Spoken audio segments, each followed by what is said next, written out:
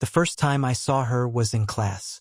Amid the bustling crowd of students scrambling for seats, she stood out with her calm, assured presence. Tall, with her hair elegantly gathered, she seemed unapproachable. Her voice was low and resonant, and as soon as she started speaking, all the background noise faded away. Professor Lauren Maxwell, our new literature mentor, was only a few years older than us, just 32. But her confidence and experience made her seem far beyond her years. I had always loved literature, but in her hands, words came alive in a new way. She spoke about Shakespeare as if she had met him in person, about Hemingway as if he were an old friend with whom she'd spent countless late nights over glasses of wine. I sat in the back row, writing down every word, not daring to miss a single detail. But it wasn't just the literature that captivated me. Every time her gaze happened to meet mine, I felt pinned to the spot, forgetting about everything else around me. I was only 22, just beginning my adult life. But she had already achieved so much. A prestigious teaching position, publications in renowned journals, respect from her peers. There was a vast divide between us, and I knew it all too well. Yet every time I watched her studying her notes, her brow furrowing slightly in concentration, my heart tightened. It was strange and confusing to feel such admiration for a woman older than I was, someone who seemed so out of reach. One day, after class, I stayed behind, hoping to ask her a few questions about the course. The other students quickly left, and soon we were alone in the large, empty room. Lauren sat at the desk, jotting something down, not noticing me. My heart raced wildly, and I didn't know how to begin. "Professor Maxwell, could you recommend some literature for researching symbolism in poetry?" I finally managed to say. She looked up, and as our eyes met, I momentarily forgot why I had stayed. Her gaze was so penetrating that it felt like she could see right through me. "Of course, Joshua," she replied, her voice warm with a hint of irony. "But tell me, what exactly fascinates you about symbolism? Surely, you're looking for more than just academic answers." For a second, her words caught me off guard. She knew how to play with words, how to make me feel young and inexperienced. But rather than feeling embarrassed, I felt a surge of determination to impress her. I wanted her to see me as more than just another student, as someone who thought differently. We talked for a long time, and I didn't notice the hours slipping by. She pointed me to several books, recommended Lorca and Rimbaud, explained how symbols can conceal true emotions and motives. I listened, captivated by every word, feeling my admiration deepen into something more. When I finally found the courage to say goodbye, Lauren held my gaze for a moment longer, and I saw something new in her eyes, something I hadn't seen before. It was like a moment when everything around fades away, leaving just two people, bound by an unspoken connection. "Joshua, you're very inquisitive," she said, smiling faintly. "Don't lose that fire." I walked home feeling as if I had experienced something extraordinary. This hadn't been just a conversation between a teacher and a student. It was something more, something that made my heart beat faster. In the days that followed, I spent my time in the library, trying to understand what was happening to me. But every time I saw her in lectures or passing in the university hallways, my thoughts returned to that first conversation. She became my beacon, my light in the darkness of academic routines, and I couldn't stop thinking about her. One day, I decided to go to her office hours. I needed an excuse to see her again, to hear her voice, to feel that invisible thread that connected us. The day I went to her office hours, I felt like a nervous teenager. The hallways of the department were quiet, filled only with the faint echoes of distant footsteps. I had rehearsed my questions in my mind, hoping to keep our conversation strictly academic. But the truth was, I just wanted to see her again, to feel that spark in the air that seemed to exist only when we were alone. Her office door was slightly ajar, and I could see her inside, sitting at her desk, surrounded by stacks of books and papers. She was wearing a simple black sweater, her hair loosely gathered, and the soft light from the lamp beside her cast a warm glow on her face. She looked up as I knocked, her expression shifting from concentration to surprise, and then to something softer, something I couldn't quite place. "Joshua," she said, her tone both warm and slightly teasing. "I wasn't expecting any visitors today." "Good afternoon, Professor Maxwell. I had a few questions about the last lecture." I was already stumbling over my words, painfully aware of how my palms had started to sweat. I could feel my heart racing in my chest, but I tried to stay calm, reminding myself that I was here for academic advice. Or at least that's what I wanted her to think. "Please, come in." She gestured to the chair opposite her, and I sat down, suddenly feeling the weight of her gaze on me. "What would you like to discuss?" I tried to start with my planned questions about the nuances of symbolism, but as soon as I looked into her eyes, all my carefully crafted sentences scattered like autumn leaves in the wind. She watched me patiently, a faint smile tugging at the corners of her lips, as if she knew how flustered I was and found it endearing. "Actually, I just wanted to say that your lectures have been incredibly inspiring," I finally admitted, feeling my cheeks grow warm. "I've never felt so connected to the material before. You make it come alive." Her expression softened, and for a moment, I thought I saw something in her eyes, a kind of gentle warmth that went beyond professionalism. "Thank you, Joshua. That means a lot to me," she said quietly. "Sometimes I worry that students only see these works as part of the syllabus. It's rare to meet someone who feels the way I do about literature." The way she said those words, with a trace of vulnerability, made my heart ache. For the first time, I wondered if she, too, felt a certain loneliness, living her life through stories, through worlds she could only touch with her mind, always searching for someone who could see what she saw, feel what she felt. And here I was, somehow drawn to her in a way that defied reason, trying to bridge the distance between us with words I didn't fully understand. We talked for over an hour, drifting far beyond the academic material. She shared stories about her time as a graduate student, about the professors who had inspired her, the books that had shaped her. Every word she spoke seemed to pull me deeper into her world, and I couldn't help but wonder if she realized the effect she had on me. At one point, as she was talking about a summer she had spent in Florence studying Renaissance literature, her face lit up with a rare and radiant smile. "There's something magical about that city," she said, her voice filled with an unmistakable longing. "It's like walking through history itself. I used to sit by the Arno River and just watch the world go by." I found myself captivated by her words, imagining her there, alone in a foreign city, surrounded by the echoes of the past. And in that moment, I wanted nothing more than to be beside her, to share in those memories, to know her in a way that went beyond the walls of this office, beyond the boundaries that separated our lives. She must have sensed the intensity of my gaze, because she suddenly stopped, her expression shifting as a flicker of discomfort crossed her face. She cleared her throat and glanced at the clock on her desk, a silent reminder of the time we had lost track of. "It's getting late," she said, her tone now more reserved, as if pulling back behind an invisible barrier. "I didn't realize how long we'd been talking." I nodded, feeling a pang of disappointment. "Thank you, Professor Maxwell, for everything." She smiled, though there was a hint of sadness in her eyes. "You're very welcome, Joshua. And please, don't hesitate to stop by if you ever need more guidance on the course material." I got up, feeling an ache in my chest as I turned to leave. But as I reached the door, she called out, "Joshua." I stopped and turned to face her, my pulse quickening. "Keep that curiosity alive," she said, her voice soft, almost vulnerable. "It's rare, and it'll take you further than you realize." I wanted to say something meaningful, something that would capture everything I felt in that moment, but the words wouldn't come.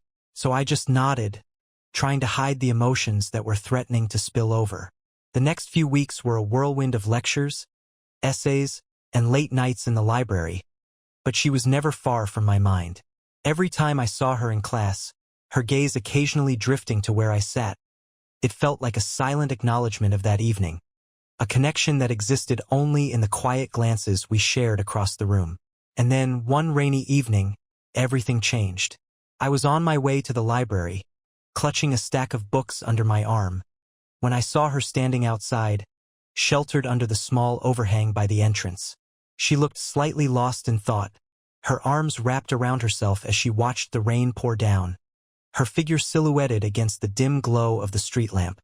I felt an impulse I couldn't control, an urge to go to her, to break through the invisible barriers that had kept us apart. "Professor Maxwell," I called softly, stepping closer. She looked up, surprised to see me. "Joshua, what are you doing out here in this weather?" "I could ask you the same," I replied, trying to keep my voice steady, though my heart was pounding. She smiled, a small, rueful smile, and shook her head.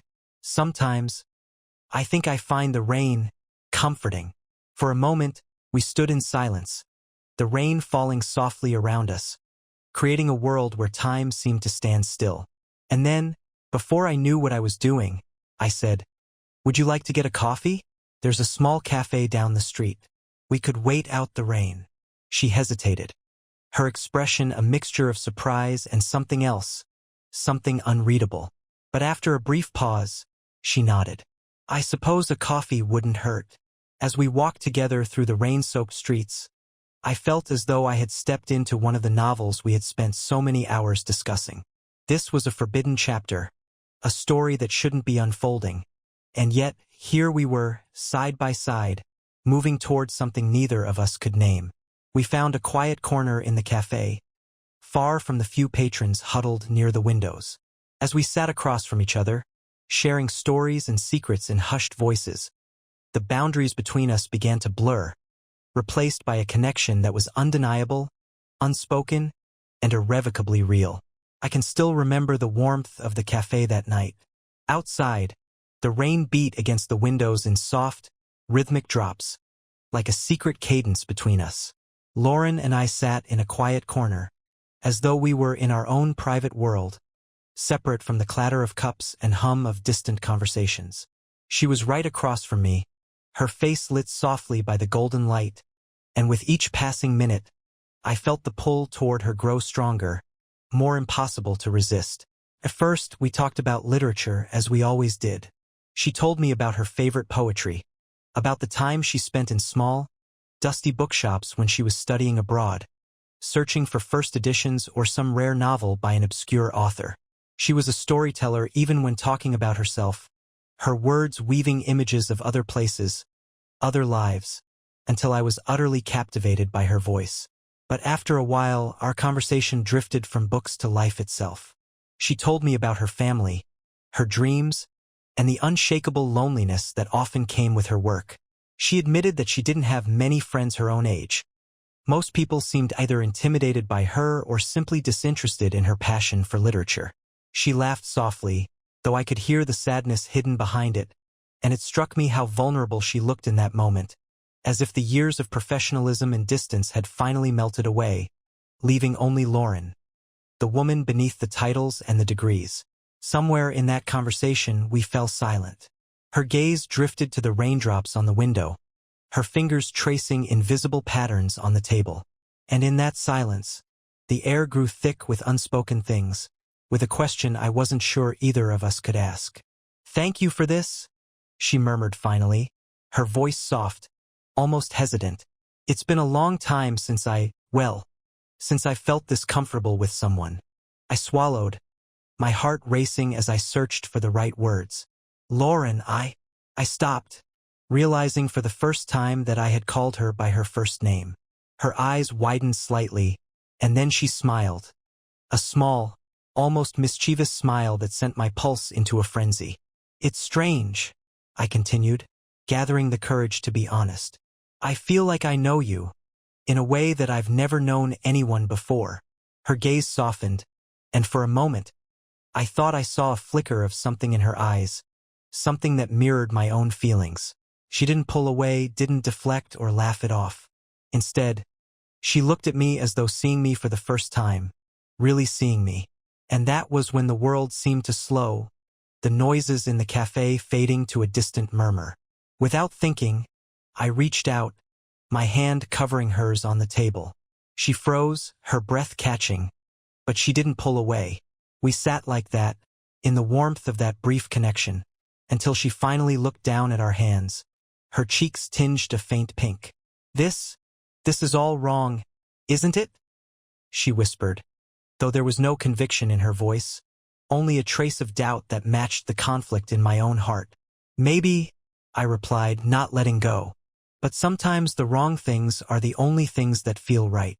I don't know who leaned in first. One moment we were sitting across from each other, our hands clasped, and the next we were close, so close that I could feel her breath on my skin, see the slight quiver in her lips. And then, almost without realizing it, our lips met in a soft, accidental kiss. A tentative touch, as if testing the boundaries of something we both knew we shouldn't be crossing. It was a brief kiss, barely more than a whisper, but it was enough to send a shiver down my spine, to make my heart pound with a mixture of disbelief and exhilaration.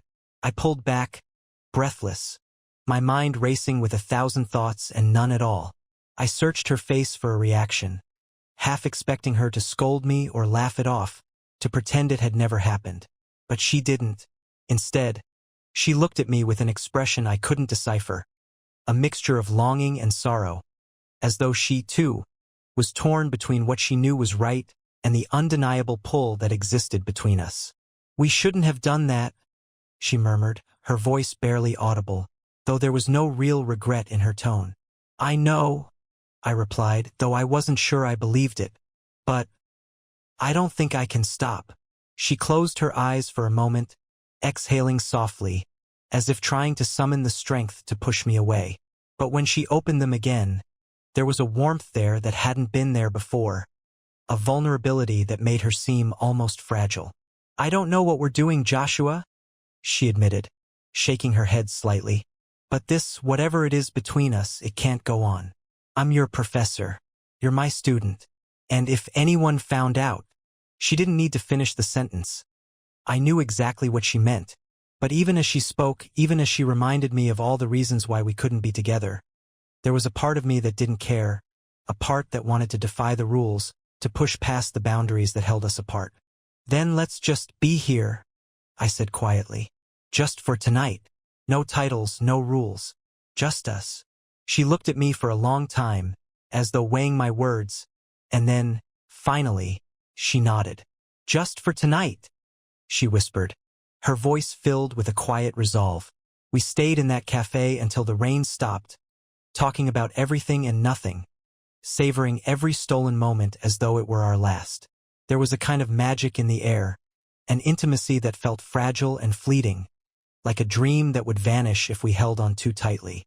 And as we sat there, wrapped in each other's presence, I felt a warmth, a kind of quiet happiness that I had never known before. When we finally stepped out into the night, the world around us felt different, as though something had shifted, something invisible yet unmistakably real. She walked beside me, her hand brushing against mine in a gesture that felt both tender and forbidden.